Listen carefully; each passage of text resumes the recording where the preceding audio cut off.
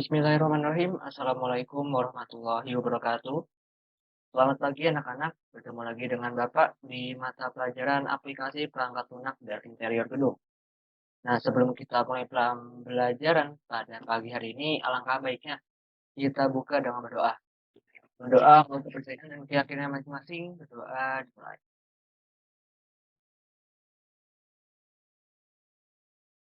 Selesai? Oke. Sebelum eh, pembelajaran selanjutnya, saya mulai dengan absen terlebih dahulu ya. Nanti tolong yang saya panggil supaya mengangkat tangan atau angkat tangan on cam lalu mengucapkan atau mengatakan hadir Pak atau bisa dengan emoticon tangan ya tangan melambai supaya saya saksikan sebagai hadir. Oke, yang pertama Alfa ada Alfa? Hadir, Pak. Ada, oke. Lalu Bagas? Hadir, Pak. Oke, Bagas ada. Ada Cici? Hadir, Cici Pak. ada. Cici ada. Cinta? Oh ya, Hadir, Pak. Cinta ada. Lalu, Hadir, Pak. oke, Cinta ada. Lalu Dava? Ada Dava? Hadir, Pak. Oke, Dava ada. Farah? Lalu Farah ada? Farah? Hadir, Pak. Ada. Lalu Gina? Gina? Ada Gina? Oh, izin. Oh, oke, oke. Terima kasih, Farah. Lalu Juna? Juna? Hadir, Pak. Ada Juna? Oh, Juna ada. Oke, lalu ada Indri? Hadir, Indri Pak. ada. Kavi? Ada Kavi? Hadir, Pak. Kavi ada. Lala? Hadir, Pak. Mona? Hadir, Pak. Mona ada, oke. Nara? Hadir, Pak. Lalu ada Oscar? Hadir, Pak. Ada. Radit? Hadir, Pak. Rizky? Hadir, Pak. Rizky ada. Wildan? Hadir, Pak. Wahyu? Hadir, Pak. Dan tidak terakhir. Hadir, Pak. Berarti yang izin hari ini itu Gina ya. Oh ya, ketua kelas Dava, tolong ya. Nanti dimintakan surat keterangan sakitnya supaya nanti ada keterangan dengan surat nggak mau dari tanpa surat ya untuk tidak hadir sakitnya tolong. Oke, lalu sebelum kita mulai pembelajaran selanjutnya, di sini saya mengingat kembali pada murid-murid sekalian di sini kita mengikuti pembelajaran ini dengan tujuan belajar ya. Yang namanya belajar pastinya ada salah, pastinya ada salah, pastinya melakukan kesalahan. Namanya juga manusia, tidak mungkin selalu benar kan? Nah ya, kalau yang namanya melakukan sesuatu benar secara terus-menerus itu bukan manusia ya, itu bukan manusia, itu namanya mungkin malaikat ya. Itu jadi ya namanya juga belajar, berarti kita mencoba-mencoba sehingga mendapatkan hasil yang terbaik bagi diri kita, dari kemampuan kita sendiri. Nah, ini saya juga mau kembali, tolong eh, dijaga lagi untuk rasa kejujuran ya. Dan kejujuran dalam mengerjakan tugas supaya mengerjakan dengan jujur ya. Jangan nyontek dengan temannya. Kalau mau nyontek temannya pun ya mungkin temannya tolong diajak saja. Jangan malah kasih jawabannya semua ya. Jangan. Tolong. Karena itu malah apa bilangnya membodohi temannya sendiri, menjadikan temannya bodoh karena tidak belajar. Karena tidak punya ilmunya. Hanya tahu apa yang jadi hasilnya tapi tidak tahu prosesnya. Gitu. Juga bertanggung jawab. Tolong bertanggung jawabkan bahwa kalian masuk kelas ini, masuk di mata pelajaran Bapak ini supaya bisa mendapatkan ilmu nanti. Apa namanya selesai mata pelajaran ini kalian tuh mendapatkan ilmu. Soalnya dari sini tuh ada perubahan sikapnya, mengerti dengan materi yang saya sampaikan. Dan nanti ketika selesai kompetensi dari kelas ini, kalian tuh mendapatkan suatu apa namanya bekal untuk di dunia luar nanti. Jadi kalian di luar dunia sekolah itu. Oke, lalu kita lanjutkan ke bagian materi. Nah, karena ini masih pertemuan kedua ya. Benar ya, satu kelas, pertemuan kedua. Iya, pertemuan kedua. Di sini kita akan membahas perihal dari tes screen dulu, tes screen. Oke. Di sini kita akan membahas perihal penggunaan software AutoCAD. Nah, sebelumnya kalian tahu AutoCAD ya? AutoCAD itu aplikasi atau software di laptop dalam memudahkan penggambaran dari desain bangunan. biasanya digunakan oleh arsitektur-arsitektur dalam mendesain bangunan dalam bentuk 2 dimensi. Nah nah, apa sih itu AutoCAD? Nah, gitu kan. AutoCAD itu merupakan software desain bantu dalam penggambaran 2 dimensi dan 3 dimensi bangunan. Nah, software ini dikembangkan oleh perusahaan Autodesk Incorporation, yang mana bergerak juga di bidang pengembangan perangkat lunak. AutoCAD sendiri terdiri dari 2 kata ya, AutoCAD, auto, dan CAD. Auto itu sendiri berarti otomatis. Apa namanya? Otomatis. Otomatis yang berarti kan sesuatu yang berjalan sendiri ya. Namanya juga teknologi. Lalu CAD itu kan apa namanya? Ya intinya eh ya penggambaran yang didesain dengan program. Jadi AutoCAD itu program yang mendesain penggambaran agar menjadi lebih mudah. Lalu di sini ada beberapa jenis AutoCAD ya. Mulai dari AutoCAD yang arsitektural yang merah ini namanya AutoCAD arsitektural, ada AutoCAD PNID, lalu ada AutoCAD P3D, lalu ada AutoCAD Civil 3 dimensi, ini biasanya berfokus pada bidang sipil ya. Lalu ada AutoCAD M, ini biasanya berfokus pada mekanikal. Ya, mekanikal itu ya seperti perkabelan dalam suatu bangunan. Lalu ada AutoCAD MEP, nah ini MEP ini gabungan ya dari mekanikal sama plumbing. Plumbing itu perpipaan. Lalu ada AutoCAD 3D. Cuma di sini kita akan berfokus pada AutoCAD arsitektural. Nah, AutoCAD arsitektural sendiri ini fungsi apa saja sih kira-kira? Pertama, membantu perencanaan dan perancangan objek. Jadi dalam perancangan kan kalau dulu kan tidak ada alat bantu seperti komputer ya, menggambar secara manual, sehingga ketika ada revisi atau mungkin perubahan gambar, mereka itu gambar ulang secara menyeluruh, sehingga menghabiskan banyak sumber daya ya. Sumber dayanya pastinya kertas, pulpen, gambarnya itu ya pakai penggaris, kadang-kadang mungkin pelatang. Nah, dengan otak ini akan memudahkan nih perencanaan gambar bangunannya itu. Lalu bisa memvisualisasikan objeknya, visualisasikan secara 2 dimensi, juga 3 dimensi. Namun biasanya AutoCAD itu lebih ke 2 dimensi ya, karena kalau untuk 3 dimensi ini membutuhkan proses yang lebih lama dan juga lebih kompleks lah.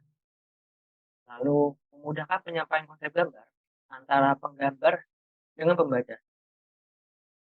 Nah, dalam fungsi ketiga ini harus ada pengetahuan yang cukup antara si drafter dengan si apa namanya mandornya, karena yang mandornya yang membaca dari gambar tersebut yang mengarahkan para pekerja-pekerja untuk membangun.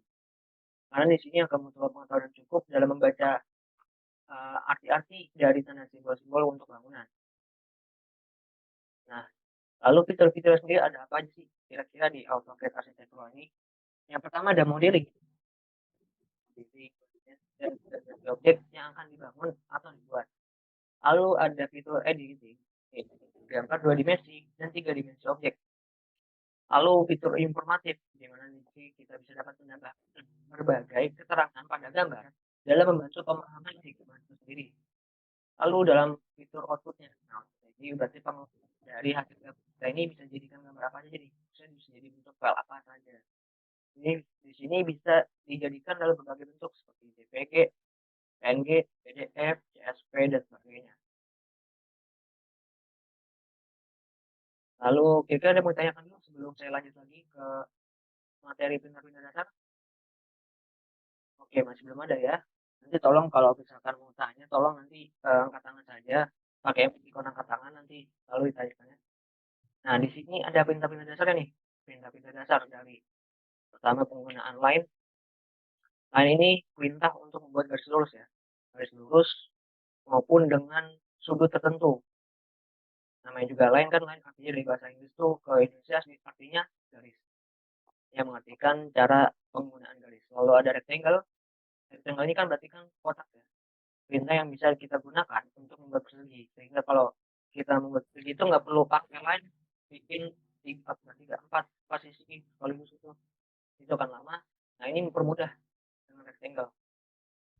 Lalu ada circle, nah ada juga circle, lingkaran. Ini perintahnya pastinya untuk membuat lingkaran. Lalu di sini ada perintah arc. Arc itu sendiri seperti ya, artinya busur. Ini berarti kan perintahnya untuk menggusur.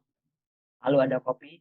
Copy ini perintah untuk menduplikasi objek atau beberapa objek yang kita pilih, yang kita blok, sehingga bisa kita duplikasi untuk ditaruh atau digunakan ke gambar lainnya.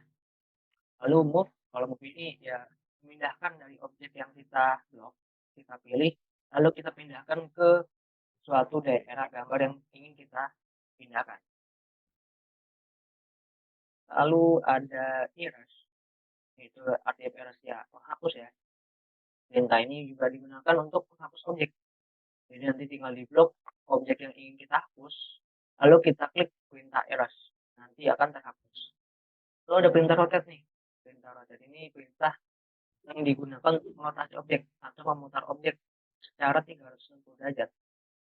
Lalu ada perintah mirror, mirror sebagai arti cermin, yang berarti di sini mempunyai fungsi untuk menduplikasi dari suatu objek yang kita pilih secara terbalik maupun tidak. Lalu ada fungsi trim, ini perintah yang kita gunakan untuk memotong garis yang tidak kita butuhkan. Lalu ada perintah offset, perintah yang digunakan untuk menduplikasi garis berdasarkan radius dari suatu objek. Lihat, jadi perintahnya untuk membuat sudut objek menjadi tumpul. Jadi misalkan objek persegi. Lalu bagian sudutnya itu mau kita tumpulkan, itu kita menggunakan perintah fillet. Nah, di sini juga ada lagi perintah cover. Cover ini perintah yang kita gunakan untuk membuat sisi miring pada sudut bidang objek. Nah, tadi kalau fillet tadi untuk membuat sudutnya menjadi tumpul, nah kalau cover ini mengubah sudut itu menjadi miring. Jadi bilangnya dia tambahkan sisi lain gitu loh. Oke, secara diagonal biasanya. Lalu ada perintah head, ini perintah yang digunakan untuk mengisi area yang bertujuan untuk menutup objek tersebut. Lalu ada perintah extend, nah perintah ini untuk menyambungkan garis terputus dengan garis di sekitarnya. Nah, lalu selanjutnya ada perintah dimension line. Dimension line tersendiri ini perintah yang kita gunakan untuk menunjukkan dimensi panjang dari suatu garis. Lalu ada perintah teks, perintah yang kita butuhkan untuk membuat teks di suatu bagian gambar. Lalu ada perintah blok. Nah, blok ini seperti tulisannya yang berartikan grup atau satu bangunan, bukan bangunan, satu objek, satu objek.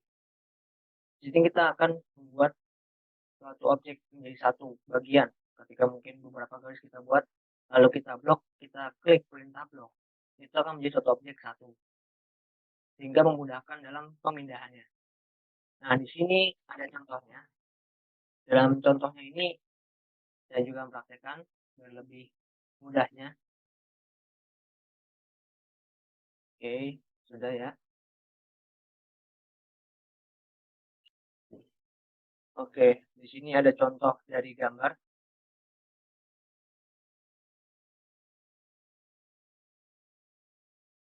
Seperti yang saya tunjukkan itu ya. Ini kita coba perintahnya dulu. Perintah gambarnya. Oke, di sini luas bangunannya. Ini kemungkinan dia pakai satuannya sentimeter ya. Nanti 1375 cm. Sebelum kita mulai gambar, ingat baik-baik ya. Kita atur dulu apa namanya unitnya atau satuannya. Kita klik UN yang berarti units. UN enter. Nah, kita bisa nih. Karena kita pakai satuan sentimeter, kita pilih sentimeter. Untuk presisinya sendiri kita mungkin pilih yang ini aja ya. Yang 0 saja, nggak usah pakai koma 0-0 terlalu banyak. Kita pakai 0 biasa saja. Oke, lalu kita lihat ukurannya 1375 kali 1000 kali 985 cm. Kita klik, ingat ya, untuk membuat kotak yang lebih cepat itu dengan rectangle. Kita klik 1000 berapa? 375 1375,945. Ya kan? Oh, 985 ya. Oke, kita tambahkan lagi ya. Tambahkan berarti 40. Oke. Karena sudah, coba kita cek dulu dengan dimensi lain. Kita cek apakah benar. 1585 oke benar. Lalu 1375 oke benar. Oke, lalu kita buat ruangan-ruangannya nih. Kita buat ruangan-ruangannya. Agak susah dibaca ya. Tapi ya kita buat saja, mungkin kita putar aja. Ini lebih gampang dibacanya, kita putar 10 derajat di sini ya. Coba kita buka. Oke, ya lebih mudah dibaca lah ya. Oke, jom kita putar aja. Taruh chat. Oh iya, agar mempermudah kita memilih titik dari satu objek, kita pilih, kita atur dulu ya dengan objek snapnya. Kita select all agar semua tertandai, kita klik OK. Nah, ini kan nanti pas pencet gambarnya ini ada soal ini ada mejanya, lalu ada sudutnya, lalu ketika kita milih apa namanya objek ini, ya tengahnya ada nih, lihat nih, di titik tengahnya ada nih, salah untuk perintah L. Nah, di sini nanti ada nih, sehingga memudahkan kita dalam penggambarannya ya. Nah, lalu kita buat dulu dari ruangan pertama, kamar mandi ya, kamar mandi dulu, ukurannya 150 kali 105, 150 koma, kalau kita misalkan ingin membuat bangunan ke bawah ya dengan koma ya, dengan minus 175. Oke. Ya udah, lalu kita buat ruangan lain. Tuh, ruangan apa? Dapur ya. Itu ukurannya 300 berapa itu? 325 ya. Hitungnya 325 saja lah ya. 325 dikali 175. Oke. 325 koma 175. Oh, minus jangan lupa. Oke, lalu tambahkan lagi. Ya, intinya kita buat ruangannya sampai semuanya terbentuk. Lalu jangan lupa kita tambahkan juga nanti kolom-kolomnya ya. Kolom-kolomnya.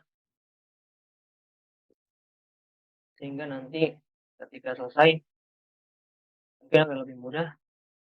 Gimana ya?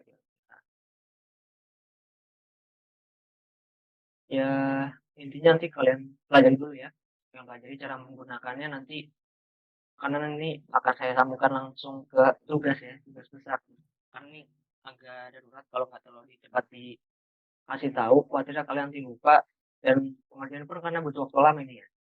Jadi saya skip dulu untuk cara menggunakan ini. Nanti kalian bisa pelajari dari YouTube saja ya. Tolong nanti tiap kalian pulang, selesai atau selesai pelajaran ini, tolong tonton beberapa video-video YouTube yang cara menggunakan AutoCAD agar kalian nanti bisa lebih mudah dalam pengerjaannya. Oke, tutup dulu. Nah, di sini tolong ya ketua kelas dicatat nih ya. Tuh, catat, ini akan jadi tugas besar kalian selama 1 semester. Kalian nanti saya tugaskan untuk mencari apa namanya brosur yang berisi nanti sini ya brosurnya, contohnya nanti biasanya berisi 2 denah, di lantai 1 dan lantai 2, lalu dengan apa namanya detail-detail bangunannya, detail-detail material bangunannya, juga nanti bisa kalian gunakan dalam pendesainer rumah kalian. Nah, nanti tugas kalian buat kembali denah ini di AutoCAD, lalu kalian buat tampak, potongan, lalu detail tangga, lalu detail toilet, dan detail kusen. Oke, itu aja ya. Denah, tampak, potongan, tangga, toilet, dan kusen. Nanti tolong kalian buat. Juga jangan lupa dengan covernya ya. Nanti bagian depannya ketika kalian print, tolong diberi covernya. Sehingga nanti ada ya petunjuknya lah. Nah, lalu setelah kalian buat itu nanti kalian laporkan progresnya ke saya. Ya, seminggu sekali bisa, silakan. Atau mau 2 minggu sekali juga boleh. Juga akan mempercepat progres kalian. Karena ini akan menjadi penilaian akhir kalian juga ya, untuk kenaikan kelas. Jadi jangan sampai nanti kalian telat mengumpulkan dan hasilnya pun nggak bagus malah karena jarang untuk menunjukkan progresnya ke saya, sehingga ke depan jelek, jangan sampai ya. Jadi tolong diperhatikan untuk disiapkan karena sampai tugas akhir ya. Oke. Oke, nah kita selesai dulu. Oke. Lalu kira-kira ada yang mau ditanyakan anak-anak perihal penugasannya? Untuk untuk penugasannya nanti tolong ya dikoordinasikan dengan ketua kelas. Kalau misalkan mau ada laporan progres nanti di mata pelajaran saya aja. Oh, kalau enggak nanti bisa ya. Mungkin di jam istirahat kalau kalian mau laporan progres ke saya juga boleh. Nanti tinggal temuin saya aja di ruang guru. Nanti kalian laporkan, progresnya saya nilai, saya perbaiki, mungkin kalau ada kesalahan, saya kasih masukan mungkin yang mungkin bisa kalian terima, sehingga nanti bisa memperbaiki atau memperbagus dari hasil nilai kalian. Oke, kira-kira itu saja ya perkulasan pada pagi hari ini. Jangan lupa mengingatkan kembali, kalian jangan sampai nanti tidak bertanggung jawab dan tidak jujur dalam mengerjakan tugasnya, supaya kalian tetap bisa mengerjakan dengan jujur ya, karena ini akan menjadi nilai rapot kalian untuk lulusan. Ada berpengaruh besar ya dari tugas ini, sehingga nanti jangan sampai kalian malah mendapatkan nilai jelek. Oke, saya ucapkan terima kasih atas perhatiannya. Jika ada kekurangannya dalam saya menyampaikan materi, saya mohon maaf yang sebesar-besarnya. Sekian dari saya. Wassalamualaikum warahmatullahi wabarakatuh.